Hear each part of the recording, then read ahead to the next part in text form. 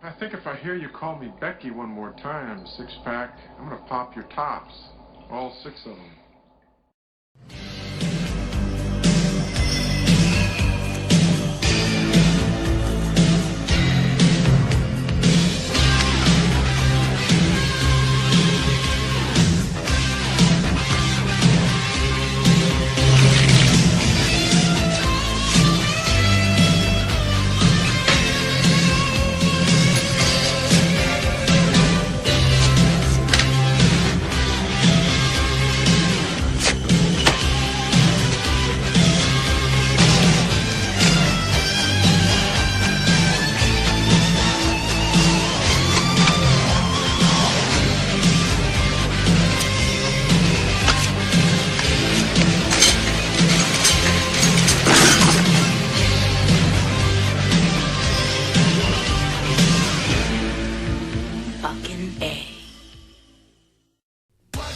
Summer's infectious comedy is inside this man's body. Looks like we got some germs on that egg. And contagious.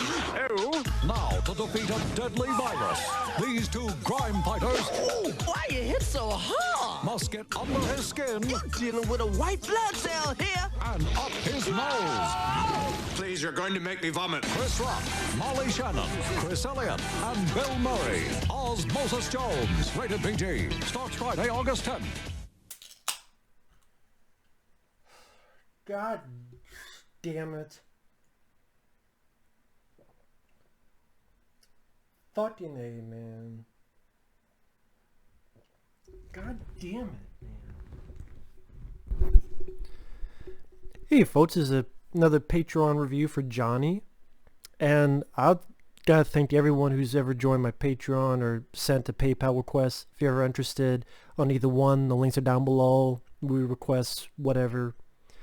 And I'm willing to watch any movie. So I'm never be mad about that. The reason I was getting mad about half a minute ago, I didn't remember much about this film. It came out in 2001, called Osmosis Jones. It's directed by the Farrelly brothers, but the movie's, it has its live action portions and its animated portions. Only the live action portions were directed by the Farrelly brothers. They had nothing to do with the animated portions. Nothing to do with it. And sadly, the animated portions of the flick is alright. Had potential. But what really brings this film down are the god fucking damn it piece of fucking shit live action portions of this movie. Holy fuck on a goddamn golf ball going through a fucking poontang pie. Jesus Christ. Let me go through the live action portions first. Why not? Because every 3-4 minutes it cuts to live action, they'll cut to the animation, then like 3-4 minutes go by, then the live action keeps doing that shit. Part of me's like, you don't need this shit. Just set up a situation at the beginning, see it through their point of view, and then maybe at the end. Or if you don't do live action, just make it the most basic things, just quickly in and out. No, the live action portions is Bill Murray, who I like Bill Murray, but sometimes he makes stupid fucking choices. Like the Garfield movies, and like this. He did this just the Farrelly brothers. He worked with the Farrelly brothers on Kingpin. He obviously likes them because he did a cameo in Dumb and Dumber 2, where he was in a fucking mask, so you couldn't even tell it was him. But Bill Murray, if you've seen Dumb and Dumber 2, you know the scene that's like Breaking Bad, which I know I haven't seen the show, but I know the reference. And Jeff Daniel, they're at their place and the other guy made his drug lab and someone's in the suit. That's Bill Murray. So I'm like, okay, wait a minute. You got a movie with Jim Carrey and Bill Murray and together and you do nothing with it. Good job, Farrelly brothers. That's why you haven't done shit since like 2000 worth of fuck. Because I liked I like Dumb and Dumber. I've never been a fan of There's Something About Mary. I always thought that was overrated. Oh yeah, come in the hair, yeah. Me, Myself, and Irene I enjoyed. Shallow Hal I thought was a shallow movie. I know people disagree, that's fine. Kingpin was okay. But yeah, Me, Myself, and Irene was 2000. That's like the last film I gave a shit. I fucking despise their Three Stooges movie. Because I love the Three Stooges. And to make a Three Stooges movie where they gotta fucking have fucking babies pissing on each other. No, like, we're gonna have a fight. And we're gonna have a bunch of babies. And we're gonna use piss. Baby piss on you, piss on me, piss on you, piss me off. Fuck. God damn it. And then what the fuck was else in that guy? Who the fuck was that bitch? Who, the fucking goddamn TV show, and there was the one bitch. Well, they had all the bitches. Some Jersey Shore. What the fuck was her name?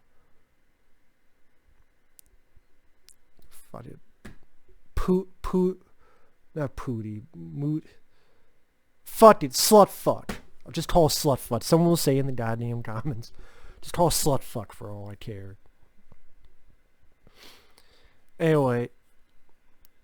These live action portions, Bill Murray is the worst fucking father ever in this film. Incredibly unlikable. Feel bad for his daughter having to take care of his sorry, stanky ass.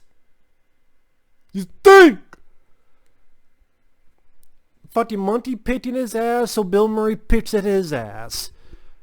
Goddamn, Bill tries to eat a fucking egg, the Monty takes it, drops it, might also be in a pile of shit. Wouldn't be surprised.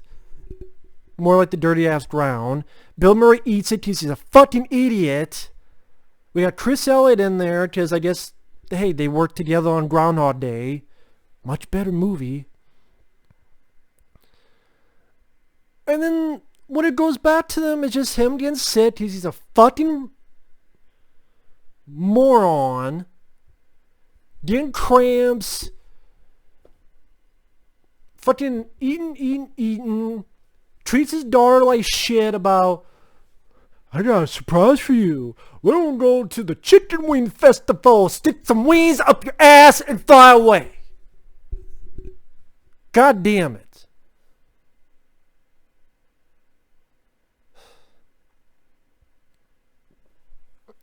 And like, oh, there's a flashback. They're at a science fair for his daughter. He sees some fucking oysters that some random fucking kid has as a science project. These oysters good? And then you deserve to be fucking made a fool of because you took a little kid's science project. He said, yeah, it's good. You just took the fucking thing and you went, no wonder you puked, you dumb fuck! So pukes over Molly Shannon. Oh, he's a laughing stock. Yeah, laughing stock because you're a fucking idiot. You're like the dumb motherfuckers who are licking toilet seats and fucking deodorant. Well, that's more malicious. Well, the deodorant's more malicious. The licking the toilet seat, I'll go with that. Because the deodorant, that's malicious. You're trying to hurt someone else. Bill Murray character wasn't trying to hurt someone else. It's like the fuck it is licking toilet seats. Oh, wow, you got something. No shit, Sherlock fucking Holmes.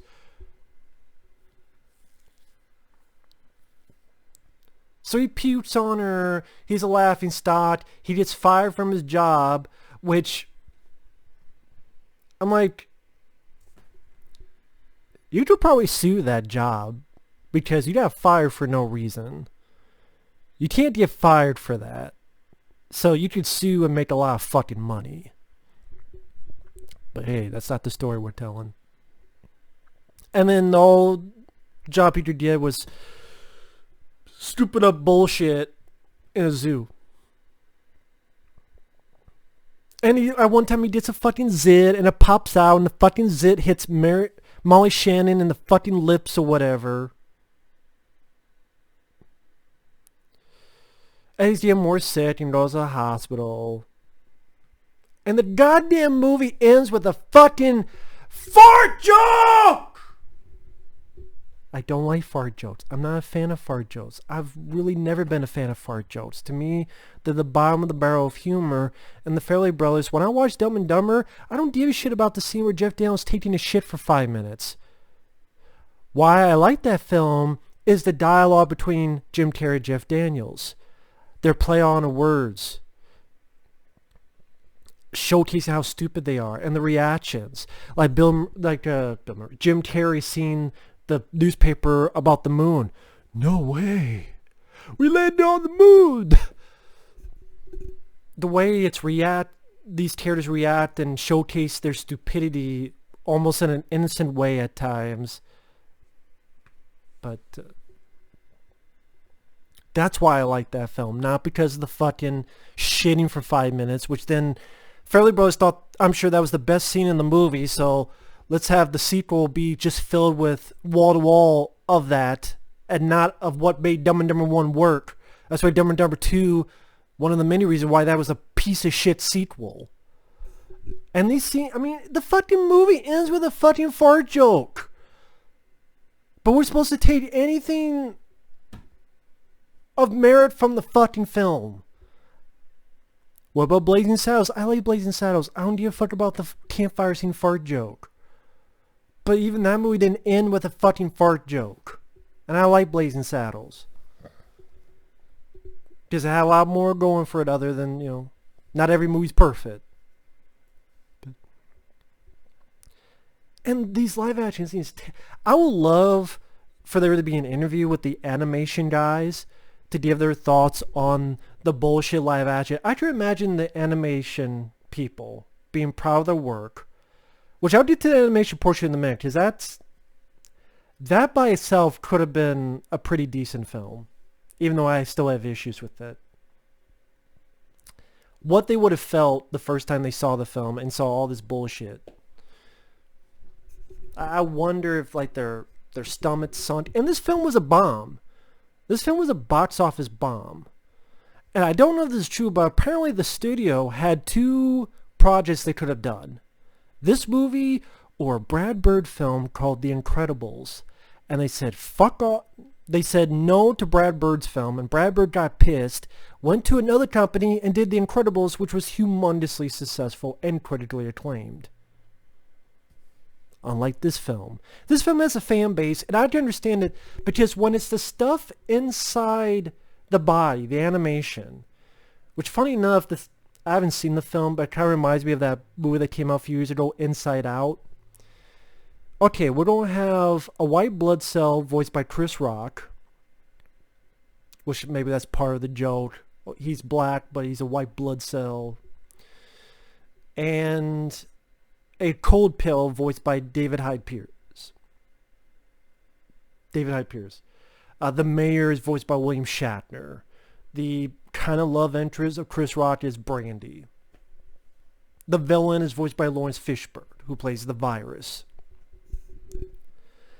And there's some nice animation there. There's some creative ideas, like how they make the stomach look like because the cells, for them, the stomach is the airport. There's some risque humor. When William Shatner's mayor is going through his office with reporters, there's a little statue that says, what was it that said, our founding father? Something like our founding father. And it's a statue of a sperm cell. Because that's how it was created, a sperm. That would have been the first thing. Founding father, that sperm. That's if you pay attention. Like, those risky humor, I'm like, a bit more clever than just... Which again is how the fucking movie ends. With Bill Murray farting. But stuff like that, or if you look closely, there's an x-ray machine where Chris Rock is walking. And the guy behind him, if you look at the x-ray, the guy is wearing women's clothes. Like a bra and panties. Again, if you look closely, it's like, wow, okay. So this didn't seem like a film that was just meant for kids. And the idea of Chris Rock and a white blood cell and a cold pill that Bill Murray takes 20 so minutes into the movie, they team up and you get a lot of buddy cop cliches. They don't really do a lot to play off the cliches. Like, they don't really do a lot creative wise or clever wise. It's more like, well, it's clever because it's a white blood cell and a cold pill. And they're doing the buddy cop cliches. Okay, but are you going to play off the cliches? No. What's funny is that it's the white blood cell and the cold pill doing it. That's what makes it funny. I'm like, okay. I mean, the idea is interesting. The animation's not that bad. The voice work isn't that bad. I don't think Chris Rock was that bad. David I. Pierce. William Shatner. Always nice to see or hear William Shatner. The cold pill is more uptight by the rules. The white blood cell is more the renegade. They friction with each other, then they become friends. Like all the buddy cop cliches you can think of. Even with this, some of the jokes just don't work for me. Like Chris Rock, talking about how he grew up in the stinky crack, literally the stinky crack of an ass. You ever try to blow dry your hair with a fart? That's the dialogue. You ever tried to blow dry your hair with a fart?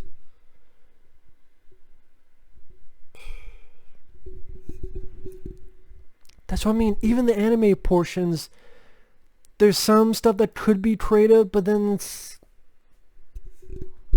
So I can't... The Farrelly Brothers shtick with the live action really brings the film down, and it brings it to a halt. Because when it seems like it gets interesting in the animation portion, it cuts away to Bill Murray fucking zit popping, farting, being a dirty asshole, and the worst father of the fucking decade. Call Human Affairs, please. And some of the jokes, like Bill Murray's armpit is stanky, so the animation is like a spa, and they do an an homage to The Godfather. One of the germs is like Marlon Brando. Do me off and can't refuse. Lawrence Fishburne talks to them.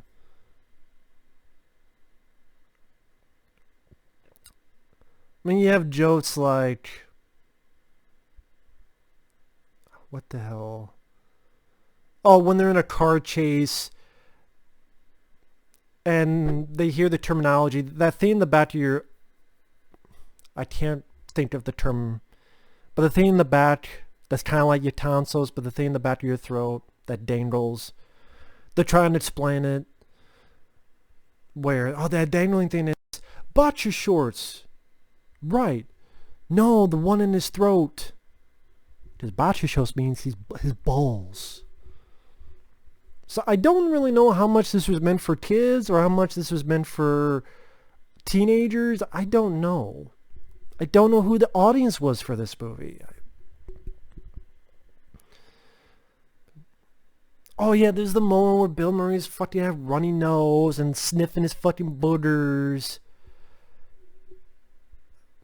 Some of the animation with the way they built the world inside. Like the whole idea of a white blood cell and a cold pill and a buddy cop situation to find a virus. Like cops finding a serial killer. Interesting idea. Some nice animation and style. I don't want to say set design, but that doesn't work for animation.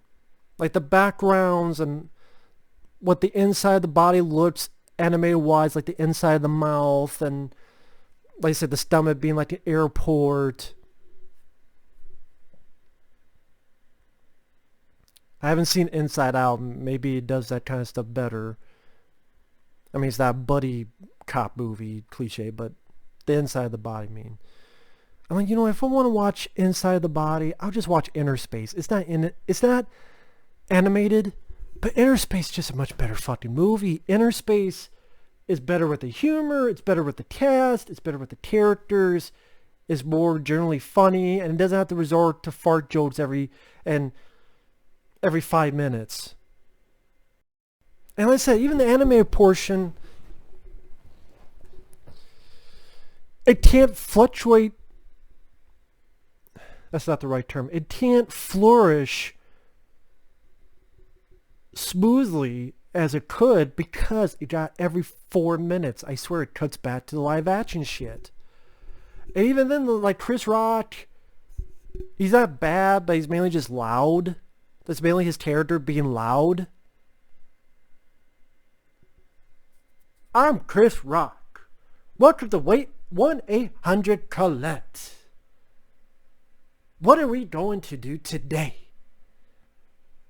And it's like Chris Rock stick.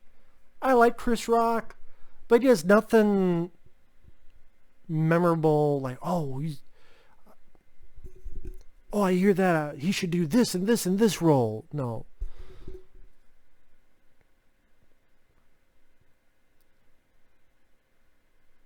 The idea has potential. If you told me the idea of the movie, I'd be like, oh, that's intriguing. I know this has a fan base, but I think it's fairly poor execution. Not the animation. Not the idea. But it's a comedy that's not funny. Its live action portions is too much bottom of the barrel. Like every single thing is I get it. He's getting sick with the virus. Of course he's going to show symptoms. But you could do that without going over the top. Why even have humor? Just have him, he's getting sick. He's getting more sick. Play it straight and let the anime portions be the comedy with better, clever writing. Clever writing is not against the law.